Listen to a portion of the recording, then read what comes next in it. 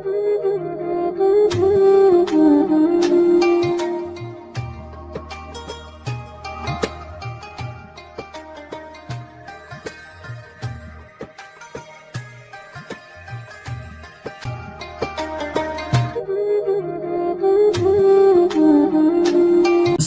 علیکم ورحمۃ اللہ وبرکاتہ۔ منور اسلامک زون میں آپ حضرات کا خیر مقدم ہے۔ قرآن کریم اللہ تعالیٰ کی کتاب ہے، اس کو سیکھنا، اس کو پڑھنا اور اس پر عمل کرنا بڑی عبادت ہے اور بڑے اجر و ثواب اور خیر و برکت کا ذریعہ ہے۔ اس لیے ہر شخص کو چاہیے کہ قرآن کریم پڑھنا سیکھے اور اس کو صحیح پڑھنے کی پوری کوشش کرے۔ اگر آپ حضرات ہمارے چینل پر نئے ہیں تو آپ ہمارے چینل کو سبسکرائب کریں اور بیل آئیکن پریس کریں تاکہ ہماری ہر نئی ویڈیو آپ تک سب سے پہلے پہنچے۔ چلیے اب ہم سبق شروع کرتے ہیں۔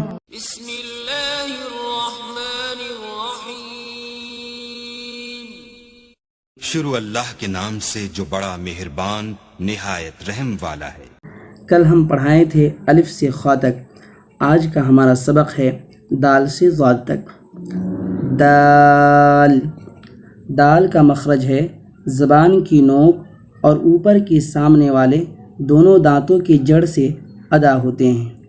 دال دال دال ذال، ذال کا مخرج ہے زبان کی نوک اور اوپر کے سامنے والے دانتوں کے کنارے سے مل کر ادا ہوتے ہیں۔ ذال ذال ذال را، را کا مخرج ہے زبان کے کنارے، پشت اور اوپر کے سامنے کے 4 دانتوں کے مسوروں سے ادا ہوتی ہے۔ را را را زا، زا، زا کا مخرج ہے زبان کی نوک اور سامنے کے اوپر نیچے والے 4 دانتوں کے کنارے سے ادا ہوتے ہیں۔ زا زا سین، سین کا وہی مخرج ہے جو زا کا مخرج ہے۔ سین سین شین، بیچ زبان تالو سے مل کر شین ادا ہوتا ہے۔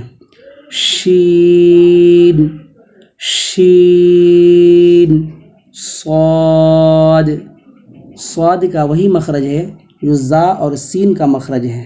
سین اور صاد میں صرف اتنا فرق ہے کہ سین باریک پڑھے جاتے ہیں اور صاد پُر پڑھے جاتے ہیں۔